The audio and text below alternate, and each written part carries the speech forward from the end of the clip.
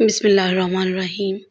آج ہم بنائیں گے بہت ہی زبردست ٹوٹا چاول۔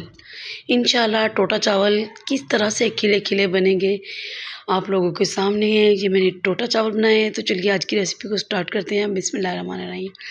تو آپ لوگ یہاں پہ چیک کیجئے، یہ بالکل موٹے والے ٹوٹا چاول ہیں، کوئی اچھی کوالٹی کے یا کوئی برانڈ کے چاول نہیں ہیں، یہ عام ملنے والے ٹوٹا چاول ہیں۔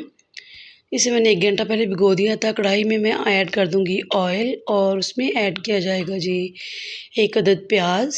اسے مسلسل سٹر کرتے ہوئے ہم نے لائٹ سا براؤن کرنا ہے، اور جیسے ہی لائٹ براؤن ہو جائے گا اس میں ٹماٹر ایڈ کر دوں گی، اور ٹماٹروں کو ہم نے تھوڑا سا کوک کرنا ہے، اور یہ اس کنڈیشن پہ جب آ جائیں تو میں نے اس میں زیرہ ایڈ کر دیا ہے، اور میں نے اس میں ایڈ کر دیا ہے نمک، یہ ڈالیں گے، اور اس میں دھنیا پاؤڈر ڈالوں گی۔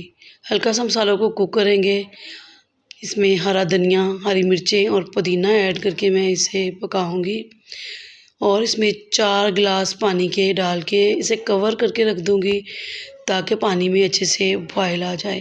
اور ماشاءاللہ سے پانی میں بوائل آنا سٹارٹ ہو گیا ہے۔ اب ہم اس میں چاول ایڈ کر دیں گے جو میں نے 1 گھنٹہ پہلے بھگوئے تھے، کیونکہ یہ عام والے چاول تھے تو اسے 1 گھنٹہ ضرورت تھی بھگونے کی۔ یہ وہی چاول ہیں جو میں نے آپ کو سٹارٹنگ میں دکھائے ہیں۔ اسے میں چاولوں میں ایڈ کر دوں گی، اور ہلکا سا اسے میں مکس کروں گی، اور پھر اسے میں کور کر کے پکاؤں گی۔ اور ماشاءاللہ سے یہاں پہ بڑے بڑے سے ببل آنا سٹارٹ ہو گئے ہیں چاول میں۔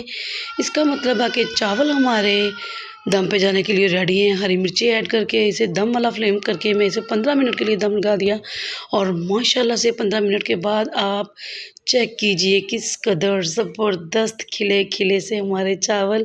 تو انہیں ڈش آؤٹ کرتے ہیں۔ بسم اللہ الرحمن الرحیم۔ تو ماشاءاللہ سے پلیٹر ہمارا بن کے ریڈی ہو گیا ہے۔ چاول دیکھیے آپ کس طرح ایک ایک دانہ الگ ہے۔ یہاں پہ کیمرہ فوکس نہیں کر رہا، لیکن آپ لوگوں کو سمجھ آ رہی ہوگی کہ یہ بہت کھلے کھلے چاول بنے ہیں، ایک ایک دانہ الگ ہے۔ ریسیپی پوری چاہیے تو لنک آپ کو ڈسکرپشن میں مل جائے گا۔ اسی کے ساتھ اپنی بہن کو اجازت دیجیے، ملتے ہیں نیکسٹ ریسیپی میں۔ اللہ حافظ۔